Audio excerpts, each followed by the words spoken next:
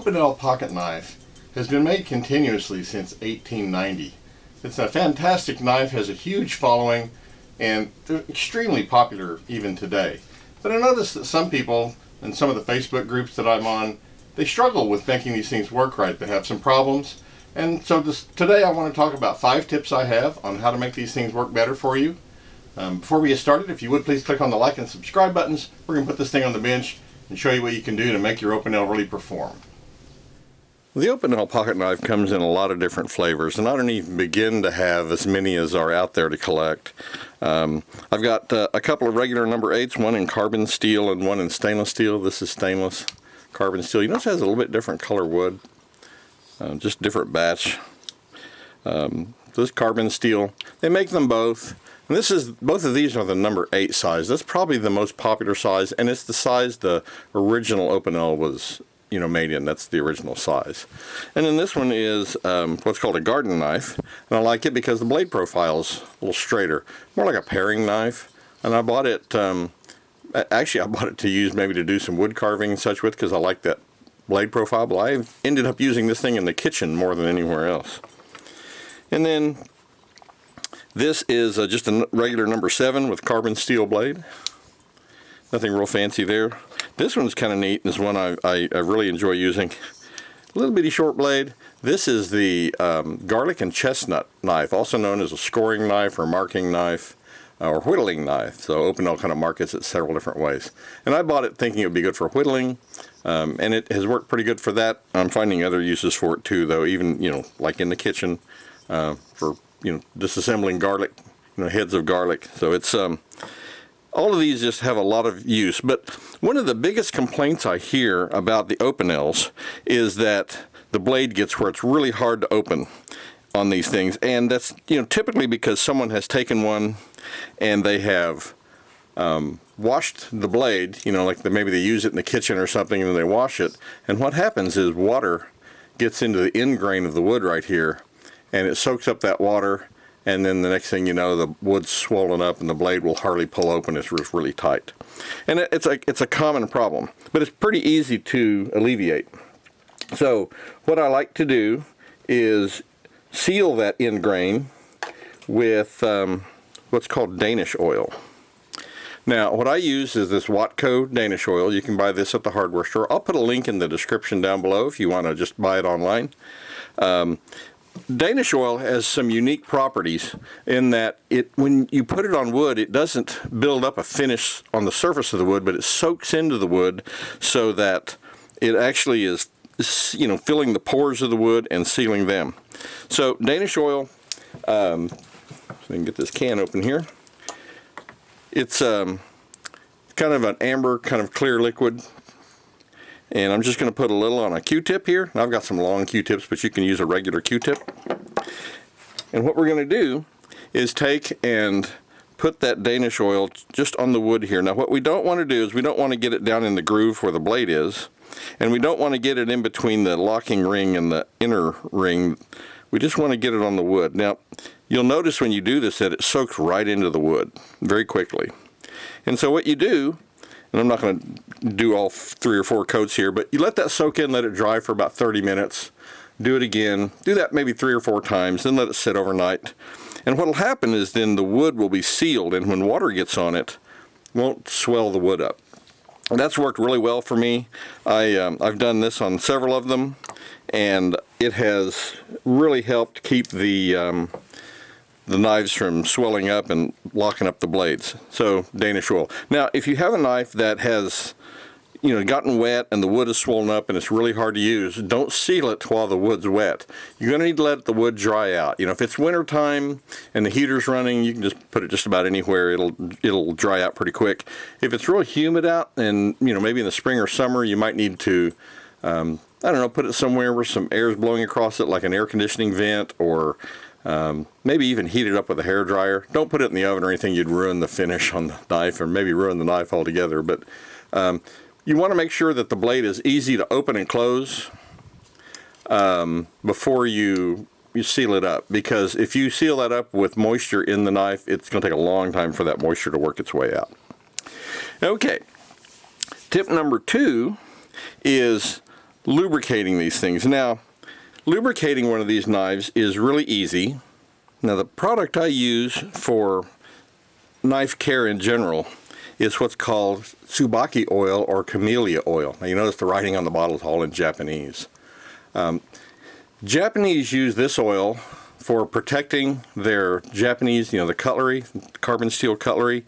It's made from the camellia seed oil. Tsubaki oil is, this is made specifically for knife care. Again, I'll put a link in the description below if you want to buy it. It's not terribly expensive. If you have carbon steel knives, this stuff is great for protecting them, and also works good as a lubricant for lubricating these. And since it's vegetable based, it's food safe. You can use this on your knives. You don't have to worry about, if some of that somehow manages to get into your food or whatever. It's not going to poison anybody. And obviously you don't want so much oil on your knives that they're dripping stuff into your food. That means you've used way too much. But this is a food safe product. So if I want to lubricate one of these knives, the easiest way to do it is to, and I'll use a Q-tip typically, is to put just a tiny little bit of oil right here at the hinge. Now, the easy way to do that is with a toothpick. So what I'll do is I'll take a little bit of this oil. I always need to make sure I have a rag handy here so I don't drip on my table, but I'll put see if I can make this show up. I'll just put a tiny bit of the oil on a toothpick. I don't even try to dispense this from the bottle into the knife because that's probably going to be too much. But using a toothpick, I can put just a tiny bit in there, and then it'll soak right in. So I get a little bit of oil on the toothpick and just let it go right in there. Now, you can then open and close the knife a few times, and if you notice any oil pooling up around the hinge, make sure you wipe it off. But that'll actually help the knife open and close more easily. Also, if you have a carbon steel knife like this one and you want to protect it, just the tiniest bit of this, you don't really need but just a tiny bit. And see, that's just less than a drop almost. And you can rub that on the blade, and that's actually enough to do both sides of the blade. And then use a cloth, a rag, and just wipe off the excess. And you don't want to leave any oil puddled up on the knife, but that will get into the pores of the metal and protect it from rust. So that's tip number 2. You can use this Tsubaki oil to lubricate and to protect your knife. Now, there are other knife oils you can buy. The food safe mineral oil is another option that people use.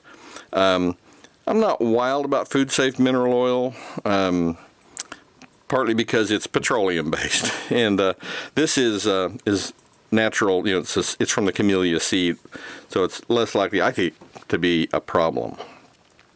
Okay, tip number 3 is about removing and adjusting the viral block. Now, one of the problems people have is this locking ring can get hard to turn, or maybe it's too easy to turn, and sometimes these need to be adjusted.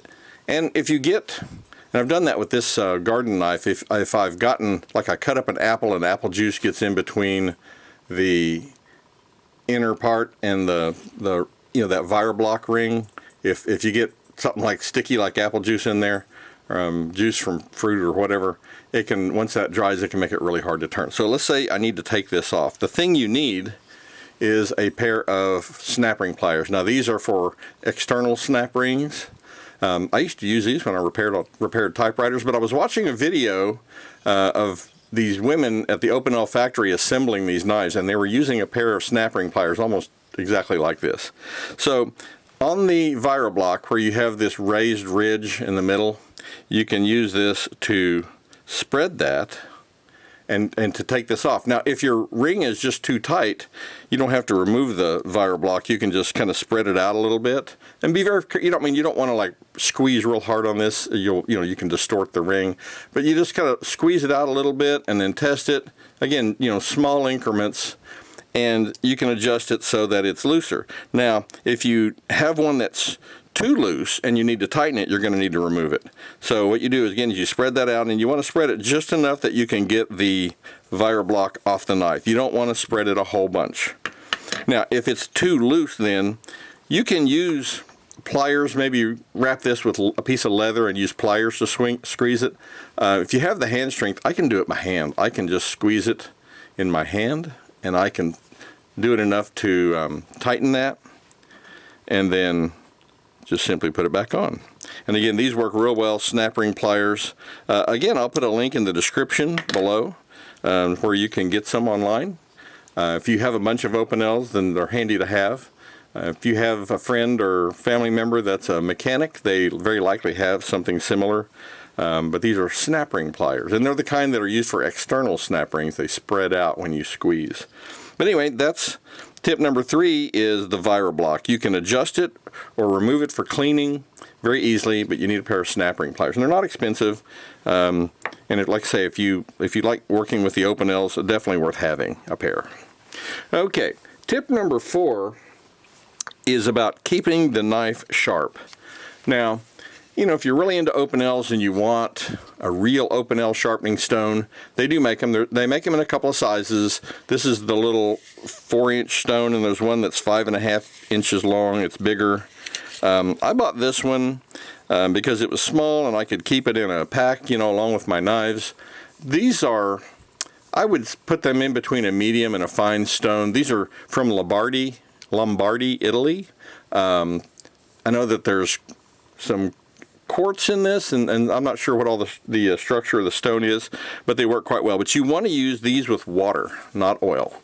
Now, if you want to sharpen an Opinel,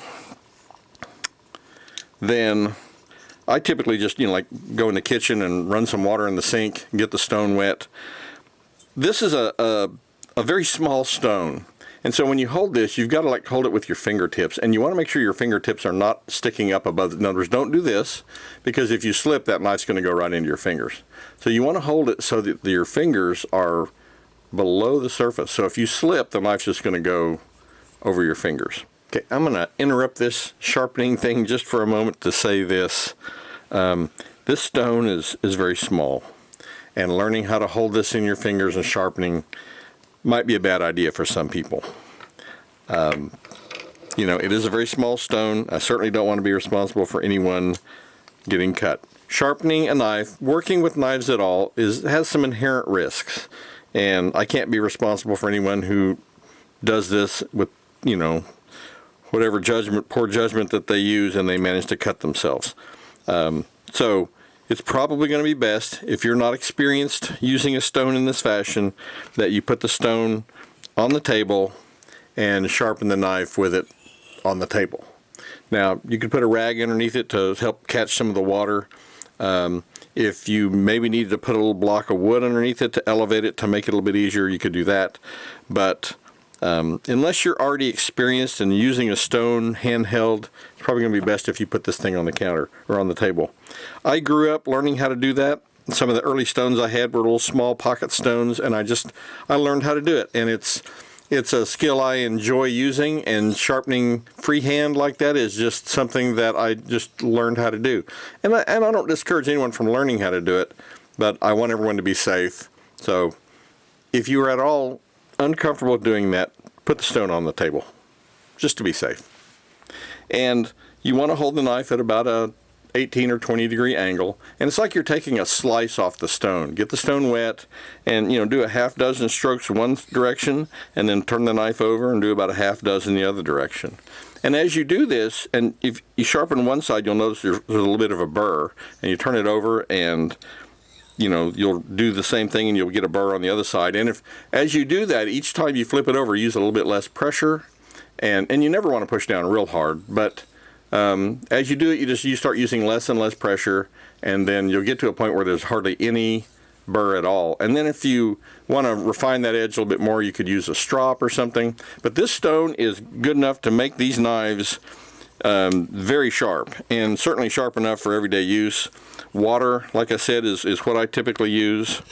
So if you're really into Opinels and you want to have a stone that is part of the Opinel culture, then you can actually get a real Opinel stone, and they're, like I say, they're very affordable. Now, to be honest, the stone that I like to use most, and it's quite a bit more expensive, is this Spyderco double stuff. Again, I'll put a link in the description below. This is a ceramic stone. It's got a medium grit on one side and really fine on the other. You don't have to use, and this is why it's nice in the field, you don't have to have any water or anything with this. You can use it dry. And again, same kind of thing, get your fingers below the surface if you can. And this is long enough that I'm able to, even if I don't have my fingers below it, I can stay away from my fingers without too much trouble. So, same kind of procedure. You know, you can sharpen this on one side, flip it over, then, you know, after you've gotten the blade sharpened with that side, use the finer side. And then if you need to, this will get black as you use it. It'll actually, the knife will leave black streaks on it. And then you think, oh no, this thing is really ugly now. But you can see it leaves these black streaks. And the more you do it, the blacker it gets. It just starts getting worse and worse and worse. So what you can do is use some abrasive cleanser like you'd use like in a bathtub. Like the kind I use is Barkeeper's Friend. I know there's Comet and there's others, but Barkeeper's Friend, you know, get this wet, sprinkle some of that on there, take a rag and just scrub it, and that black stuff will all just go away. Cleans all the deposits off the stone.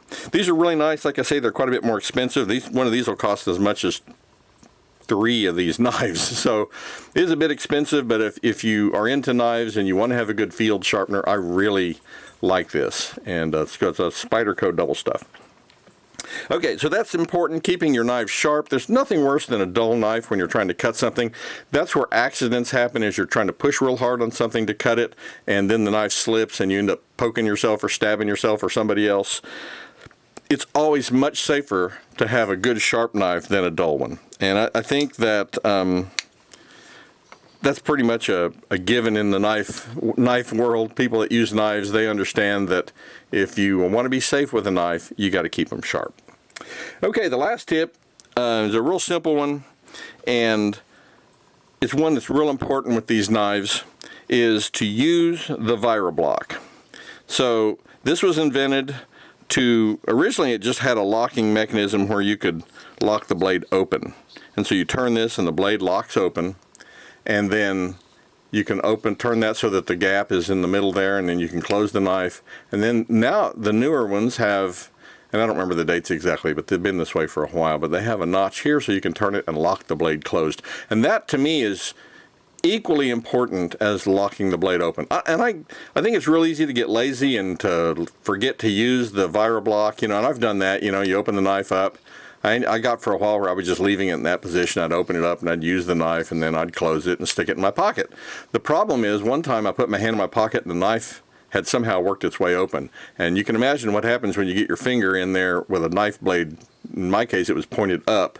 And even if it wasn't pointed up, you know, if it's pointed down and that gets into your leg, that's going to be a problem. So this knife not having any spring or anything that snaps the blade closed, it's real important that you use that ViraBlock. Lock that blade closed when you're not using it. Also helps make it so kids can't open it as easily. That's nice, but the dangerous thing is the thing comes open and then you reach in your pocket, or it's turned the other way and you reach in your pocket and shove it and it pokes into your leg.